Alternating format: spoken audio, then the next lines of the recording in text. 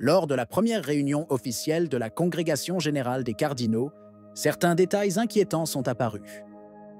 Les fidèles du monde entier furent scandalisés de voir comment, dès les premières heures, on tentait d'orienter le conclave dans une direction déterminée. Et ce n'est pas tout. Des rumeurs de plus en plus insistantes parlent de forces politiques extérieures déterminées à bloquer certains cardinaux gênants avant même le vote.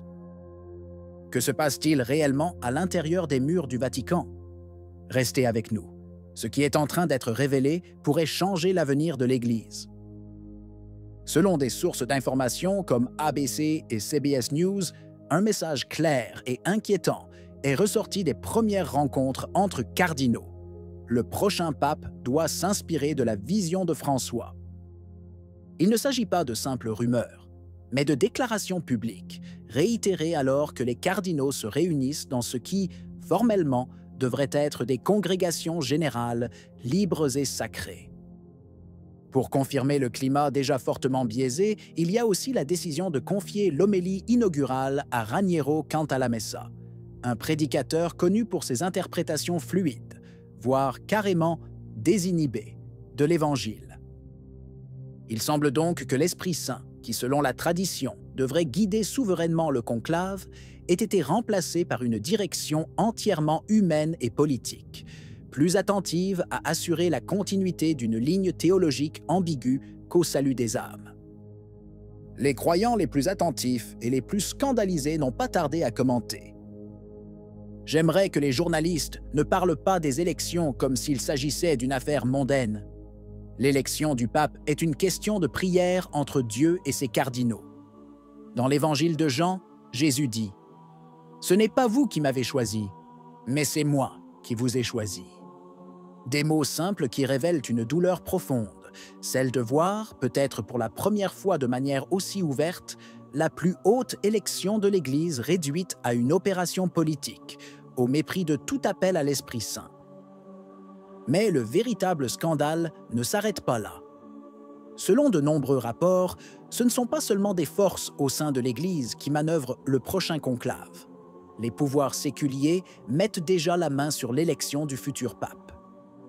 Des agents de renseignement de grandes nations auraient pris position à Rome, travaillant dans les coulisses pour influencer le résultat, non pas en faveur de la foi, mais des intérêts géopolitiques de leur gouvernement. Et ce n'est pas tout. On parle ouvertement d'appels téléphoniques directs de chefs d'État à des cardinaux, avec des instructions précises sur qui entraver et qui favoriser. Les cibles? Bien sûr, ces cardinaux que les fidèles les plus dévots verraient volontiers sur le trône de pierre. Des hommes comme le cardinal Robert Sarra, symbole de fidélité à la tradition et d'opposition au mondialisme athée, qui corrompt aujourd'hui aussi l'Église.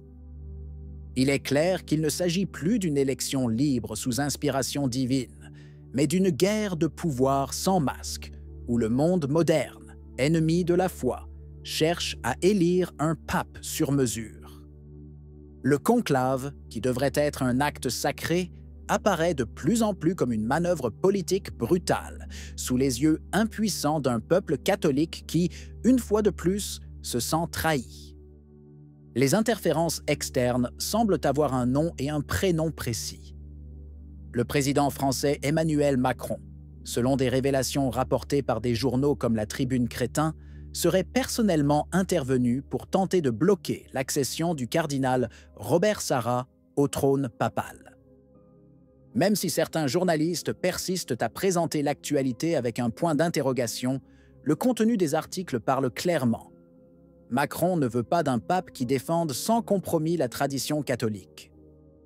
Sarra est en effet connu pour son opposition à la sécularisation, à l'invasion migratoire et à la fausse théologie du relativisme religieux. C'est lui qui a déclaré sans détour que ceux qui utilisent l'Évangile pour justifier l'immigration incontrôlée sont ensorcelés, un mot fort qui a suscité colère et panique dans les couloirs du pouvoir. Selon certaines informations, c'est le cardinal Péter Erdo, archevêque d'Esztergom-Budapest, est considéré comme l'un des principaux représentants du Front conservateur, qui a publiquement levé le voile sur certains contacts suspects entre le président Macron et plusieurs cardinaux français. Si elles se confirment, ces révélations indiqueraient une tentative coordonnée de s'opposer à la candidature de personnalités comme le cardinal Sarah, perçue comme dangereuse par certains milieux progressistes, tant ecclésiastiques que politiques. Les cardinaux français impliqués, dont Jean-Marc Aveline, François-Xavier Boustilot, Dominique Mamberti, Christophe Pierre et Philippe Barbarin, représenteraient une ligne plus favorable à la continuité avec le pontificat de François. Même si tout cela est encore formulé avec prudence, il n'en demeure pas moins que l'hypothèse d'une telle interférence, si elle se confirmait, soulèverait de très sérieuses questions sur l'intégrité du conclave. Le fait qu'un chef d'État laïque et à la tête d'une nation qui fut autrefois la fille aînée de l'Église tente de manipuler une élection papale est d'une gravité sans précédent. Mais tout cela se passe dans le silence complice d'une grande partie des médias et des autorités ecclésiastiques. L'inquiétude grandit parmi les fidèles, qui savent que l'élection d'un pape doit refléter uniquement et exclusivement la volonté divine, et non l'agenda des pouvoirs mondains. En outre, selon les analyses qui ont émergé dans les cercles les plus attentifs, l'un des points cruciaux de ce conclave pourrait être la question de la synodalité. On ne sait pas encore avec certitude quel sera le poids de cette question dans le vote, mais il est clair qu'elle représente une ligne de fracture claire parmi les cardinaux. Le choix d'un nouveau pape se configure désormais comme une décision entre deux visions opposées. D'un côté, ceux qui veulent continuer sur la voie de la synodalité, commencée par François, qui décentralise de fait l'autorité papale en la remettant aux évêques. D'autre part, ceux qui espèrent un retour à une Église plus ancrée dans la doctrine et la structure traditionnelle. Il ne s'agit pas seulement d'une divergence organisationnelle, c'est le concept même de l'Église qui est en jeu. Si la première orientation prévaut, ce ne sera plus Pierre qui confirmera les frères dans la foi, mais un système fluide et changeant, vulnérable aux humeurs du monde.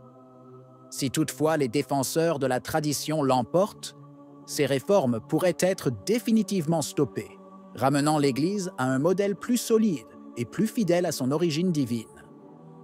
C'est un jeu ouvert, mais le soupçon que les forces en faveur de la synodalité ont déjà préparé les conditions de leur victoire alimente la crainte que le conclave soit moins inspiré par le Saint-Esprit et davantage conditionné par des stratégies préétablies. Le peuple de Dieu, cependant, observe avec étonnement, comprenant que le drame qui se déroule à Rome concerne la survie même de la véritable Église du Christ, menacée aujourd'hui plus que jamais par une alliance sacrilège entre le pouvoir politique et une partie corrompue de l'appareil ecclésiastique. Qu'en penses-tu? Si vous avez aimé la vidéo, commentez « Amen ». Que Dieu vous bénisse.